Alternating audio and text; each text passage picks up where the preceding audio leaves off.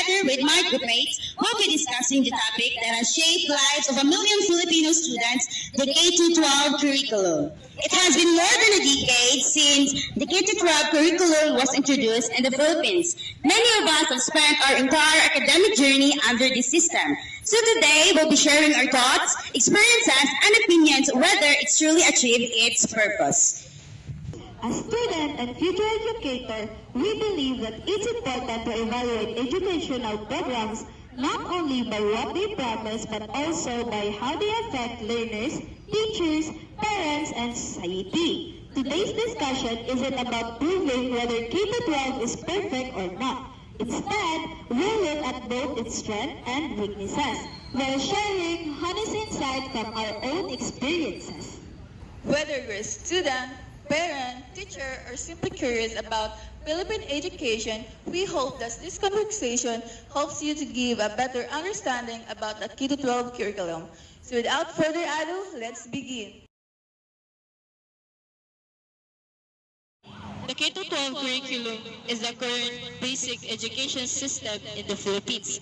It consists of kindergarten, 6 years of elementary education, 4 years of junior high school, and 2 years of senior high school, making a total of 13 years of basic education. Before K-12 student graduate after only 10 years of schooling.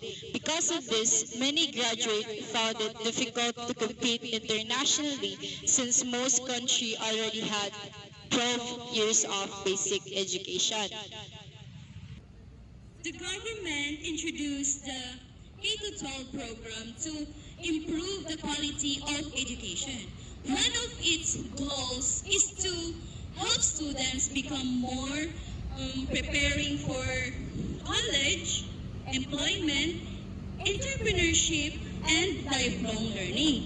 Senior high school also offers different strands like UMS, ABM, CBL, STEM, and also arts and design so students can focus on their interests before entering college and joining the workplace. One of the biggest advantages of K-12 curriculum is that students are given more time to learn since they are given additional years in school. Teachers don't rush the lessons and allowing students to understand the concept more deeply. Learning becomes more learner-centered.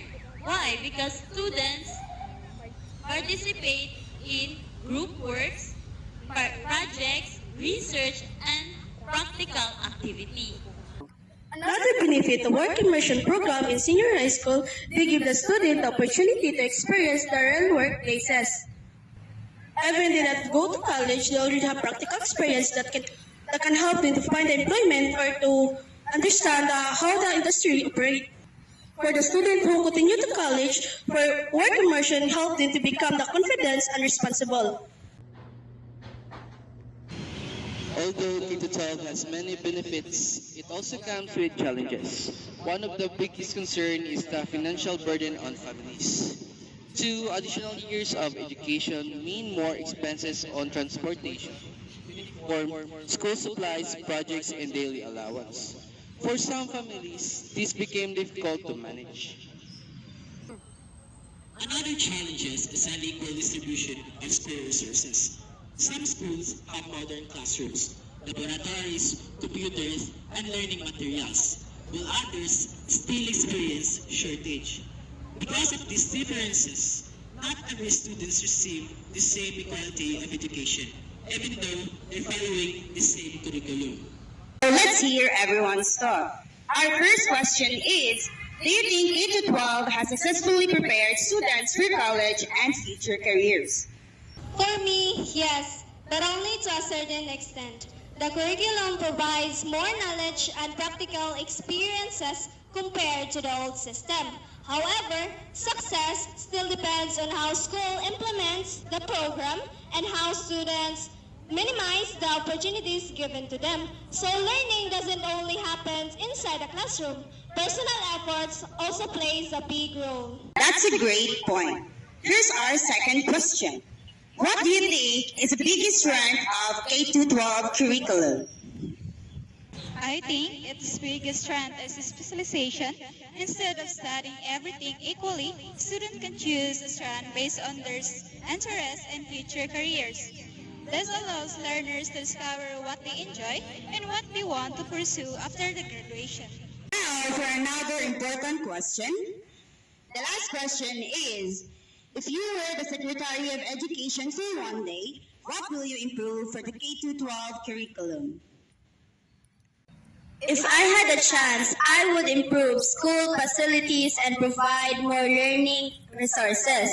Every student deserves equal opportunities regardless of where they study. Better classrooms, updated technology, and enough instructional materials can greatly improve their learning. I'd also like to ask another question. So the question is, do you think 2 additional years in senior high school are worth it? Personally, yes. Although many students complain about staying in school longer, the additional years help us become more mature and prepare for college. We develop better communication skills, teamwork, researchability, and confidence. I agree. K-12 isn't just about adding 2 more years. It's about giving students more opportunities not to grow academically, socially, and emotionally before entering adulthood. We had a great discussion so far, but first, let's take a quick break. We'll be right back after this short message. May anak ka bang 1 to 3 years old? Bonakid, available in a 180-gram pack.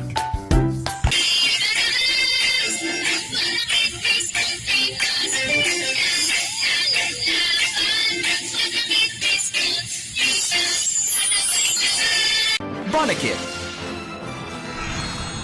Now with a new formulation, Bonakid, for children 1 to 3 years old. Also available in 1.2 and 1.6 kilogram packs. The use of milk supplements must only be upon the advice of health professional.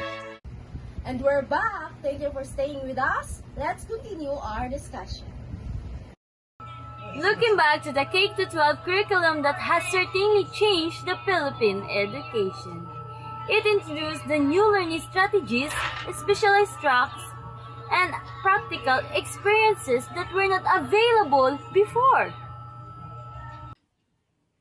Education isn't only measured by the numbers of years spent in schools. Its real success is seen when students become knowledgeable, responsible, skilled, and prepared for life challenges. To summarize our discussion, we learned that K-12 curriculum was created to improve the quality of Philippine education by preparing students for higher education, employment, entrepreneurship, and lifelong learning.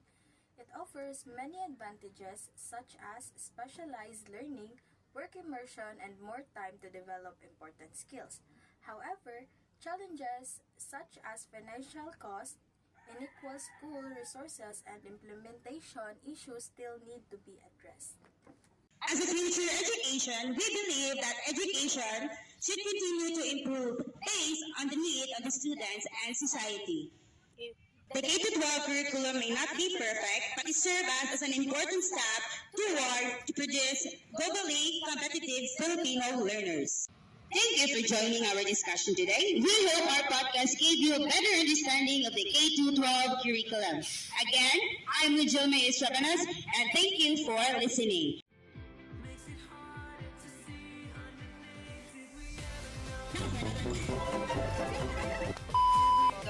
So, I'd like